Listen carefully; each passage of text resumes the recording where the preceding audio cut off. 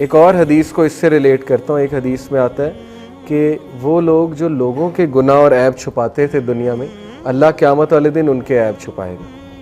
تو لوگوں کے عیب چھپانا یہ ایک بہت بڑی بات ہے. لیکن ظاہر ہے کہ کبھی کبھی لوگوں کے عیب ظاہر کرنے پڑتے ہیں، وہ ایک الگ ٹاپک ہے کہ کوئی مجھ سے کسی کا رشتہ مانگنے آئے تو عیب بتانا پڑے گا بھی کہ یہ اس کی یہ بری عادتیں ہیں، دیکھ لو. اگر اپنی بہن کا رشتہ کرنا ہے تو یہ اس کی بری عادتیں ہیں، تو وہاں پر آنیسٹی دکھانی پڑے گی. پرمیزیبل فارم آف بیک بائٹنگ ہے، 6 فارمز آف بیک بائٹنگ پرمیزیبل ہوتی ہیں. تو اللہ تعالیٰ اس کو اپنی رحمت میں گھیر کر کہے گا کہ جس طرح دنیا میں میں تیرے گناہ چھپاتا رہا، آج بھی چھپاؤں گا. اور وہ شخص کتنا خوش قسمت ہوگا آپ سوچیں، ٹھیک ہے نا، کہ اللہ اس کے گناہ اس دن بھی چھپا رہا ہے. تو یہ ہوپ فل چیز ہے ایک کہ وہ شخص ٹرائی کر رہا تھا. پوائنٹ از وہ ٹرائی کر رہا تھا. وہ شخص نہیں تھا جو ڈیفنس میکینزم بنا کر بیٹھا تھا اور جان بوجھ کے گناہوں میں جاتا تھا. He or she was trying their level best, especially in this age of فتنہ، آج کے پرفتن دور میں.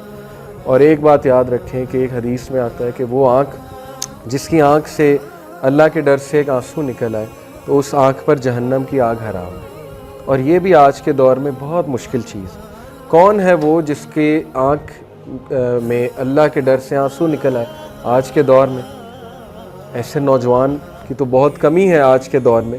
ہاں، بوڑھے لوگوں کو تو دیکھا ہے یہ کرتے روتے ہوئے، لیکن بڑا کم میں نے نوجوانوں کو ایسا کرتے دیکھا ہے کہ تنہائی میں وہ بیٹھے. پوری حدیث یہ کہ تنہائی میں بیٹھا ہے، تنہائی میں بیٹھے اس کو اس کے گناہ یاد آئیں اور گناہوں کو یاد کر کے اس کی آنکھوں سے آنسو نکلے. یہ بیسیکلی ایسے جو نوجوان ہیں ان کی آنکھ جہنم پر حرام ہے، یا ایسے جو بزرگ بھی ہیں یا جو بھی لوگ. تو یہ سنسیئر ریپینٹنس کا مطلب ہوتا ہے کہ a person repents from sin and never commits it again. At least resolve تو شو کرتا ہے نا کہ نہیں جاؤں گا اللہ، نہیں جاؤں گا میں اس طرح. اوکے.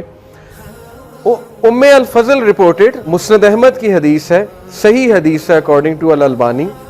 دا پروفٹ صلی اللہ علیہ وسلم entered the home of العباس، نبی صلی اللہ علیہ وسلم کے چچا، while he was complaining and wishing for death. صحابہ حضرت عباس ڈیتھ وش کر رہے تھے.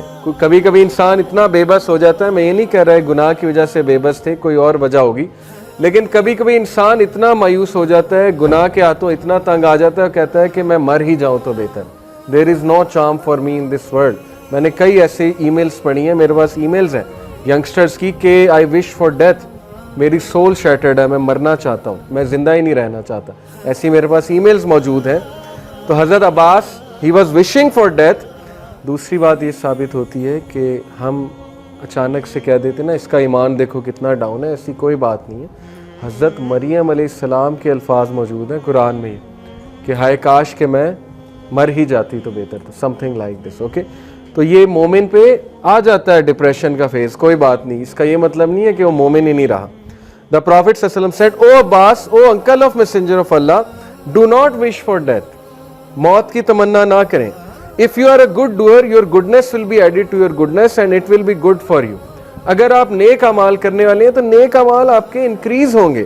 If you are an evil doer, you will be given time to make توبہ for your evil and it will be good for you. کتنی خوبصورت بات ہے کہ عباس آپ کیوں موت کی تمنا کریں، اگر آپ نیک اعمال کرنے والے ہیں تو آپ کے نیک اعمال بڑھیں گے اور یہ اچھی بات ہے.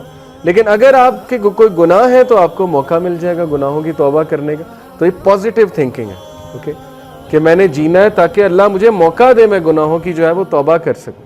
بلکہ جب آپ صبح اٹھیں اللہ کا شکر کریں، Allah thanks for giving me another day to repent. مجھے آپ نے موقع دیا توبہ کرنے کا، کہیں میری موت نہ آ جاتی گناہ کی سٹیٹ میں. اوکے، یہ پازیٹیو تھنکنگ ہے. ایک اور حدیث ہے مسند احمد کی، یہ بھی صحیح ہے. The messenger of Allah صلی اللہ علیہ وسلم said, Allah Almighty said, O son of Adam, stand for me and I will walk to you, walk to me and I will run to you.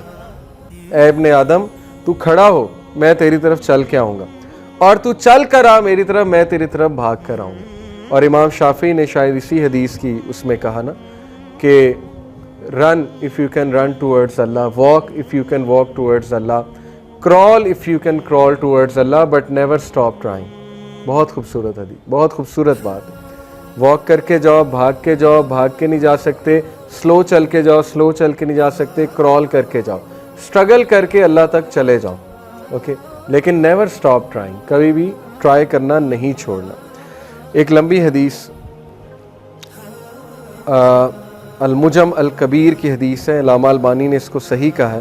Abu Tawil reported he came to the Messenger of Allah sallallahu alaihi wasallam and he said, "What do you think of a man who commits every sin, leaving nothing of them?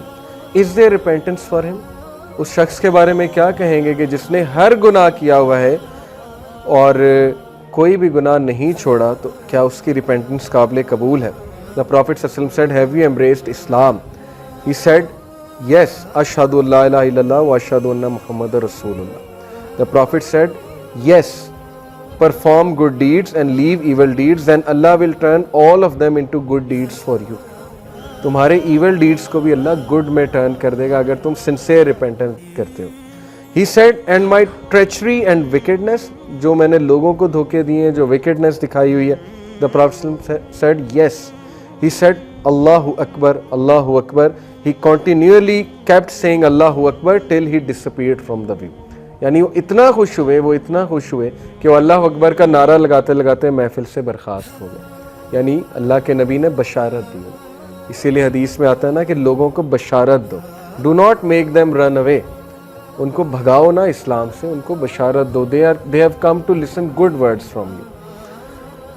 Fuzail, Imam Fuzail ibn Iyad, بہت بڑے سلف اور one of the greatest names in spirituality, Islamic spirituality, Fuzail ibn Iyad. Fuzail ibn Ayad رحمہ اللہ کا قول ہے, اس کی source التوبہ ابن ابی الدنیا 64. He said, "By the measure of how small a sin seems to you, such is it enormous to you." کیا مراد ہے کہ جتنا تم ایک گناہ کو چھوٹا سمجھتے ہو اتنا وہ گناہ اللہ کے نزدیک بڑا ہے. And by the measure of how enormous it seems to you, such is it small to Allah. اور جتنا تم ایک گناہ کو بڑا سمجھتے ہو اتنا ہی وہ اللہ کے لیے چھوٹا ہے. بہت خوبصورت, بہت ڈیپ بات. وہی بات ہے کہ منافق گناہ کو چھوٹا سمجھتا ہے لیکن اللہ کے نزدیک وہ بہت بڑی بات ہے. اور صحیح مسلم کی ایک حدیث ہے کہ کبھی کبھی انسان منہ سے ایسے الفاظ نکالتا ہے جو اس کے لیے بہت چھوٹی سی بات ہے, لیکن اس الفاظ کے بدلے اللہ تعالیٰ اسے جہنم کی گہرائیوں میں پھینک دیتا ہے. یعنی کہ اتنا غصہ اور اتنا غضب اللہ کا وہ انکر کر لیتا ہے ان الفاظ کی وجہ سے کہ اللہ تعالیٰ جو ہے وہ ظاہر ہے پھر اس کے ساتھ اس طرح کی ڈیلنگ کرتا ہے. تو جتنا آپ گناہ کو گناہ سمجھیں گے اتنے معافی کے چانسز ہیں. اور جس دن گناہ روٹین بن گیا تو اس سٹیٹ سے بچیں.